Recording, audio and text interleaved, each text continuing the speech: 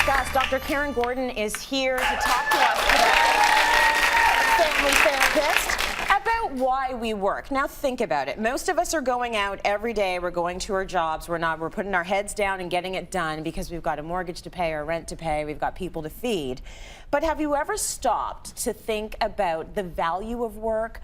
Analyzing why you work or finding meaning in your work? Or why, if we should work? Well, you kind of have to work, don't you? Not necessarily. Okay. Not necessarily, and this is the whole thing. So the thing around work, which I find fascinating, is that times have changed. Right. Okay, so before it was men were at work, women were not at working, right? So that was kind of phase one. And then phase two, all of a sudden we've got like World War II and women are now, they have an opportunity finally to work. Yeah. And you've got the 60s and the feminist movement. So all of a sudden that's what I would call kind of seizing two, where people are now, you know, women weren't working and then we were working and we should work because now we've got the rights. Right. What I find is that, and this is fascinating to me because I speak all across the country in corporations around the meaning of work, how men and women, we really do think about work differently. And the season that's different now is that women are really starting to rethink work. Okay, so they're trying to make it work more for them? Yes, and before it was kind of like, well, I should, or I have to, or it's about money. But now it's kind of like this, well, hang on a second, I think I want to have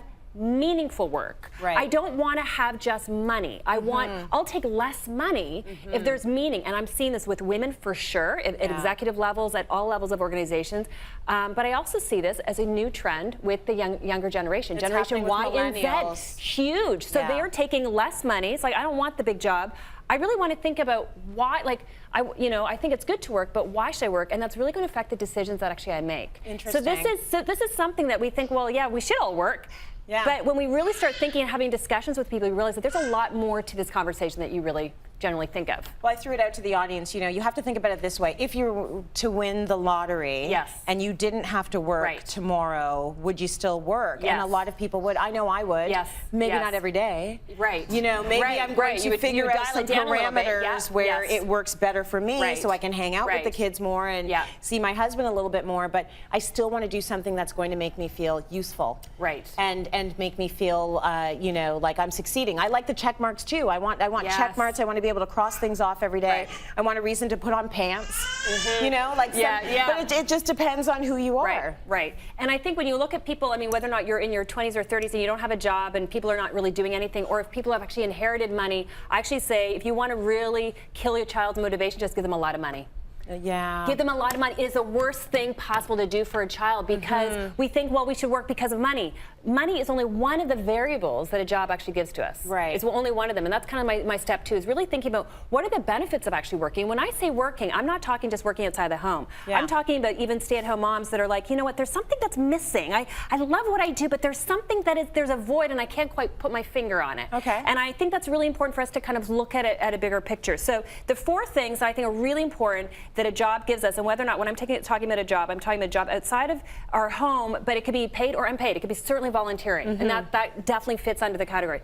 For some, it's for certainly cash, okay? So we're going to be having a job certainly for the cash. Number two is we need a challenge. We need a mental stimulation. Our brain, if we don't use it, we're going to lose it. It's really important. So there are a lot of stay-at-home moms that I certainly fell in this category, that if you're at home and your brain is just not being used, all of a sudden, I remember kind of going, I felt like I had mommy brain. I'm like, why am I forgetting certain details? I'm not like thinking as sharp. And so we need that kind of stimulation. We need community. The social part is so important, right, for a lot of people, for jobs. And the last one is that in terms of it builds a sense of confidence around our skills. So those are the four main things that, and notice that the career is only one, or cash is only one of them. Right. And so when you think about a dream career, it's going to be tapping into all four of those C's. Very important. So whether or not you're doing it at a part-time job, full-time job, or volunteering outside of the home, it's very important that you're looking to fulfill those four needs. I know studies have been done now that in retirement it used to be all about money, money, money. How are you going to have the lifestyle you had while you were working? Right. They're realizing that it's tipping. It's about social connections. Right. It's about making sure you have your social connections in point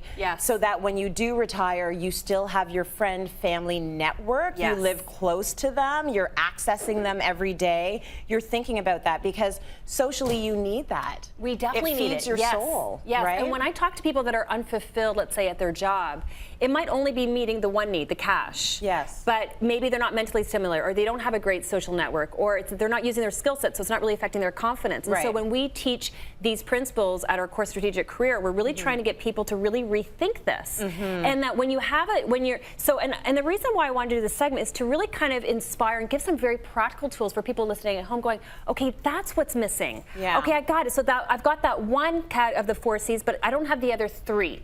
Because Right. that's actually going to make in terms of impacting their decision. So they can start to make choices based Yes. on what they're missing. So that's a Correct. really good parameter to think within. And I do understand as we're talking about this, it is still a bit of a self-indulgent conversation. Because Yeah. most of the population in Canada, they have to work. Right. So you have to work, you have to Yes. pay the bills. Yes. And there's no thinking about, am I Right. fulfilled?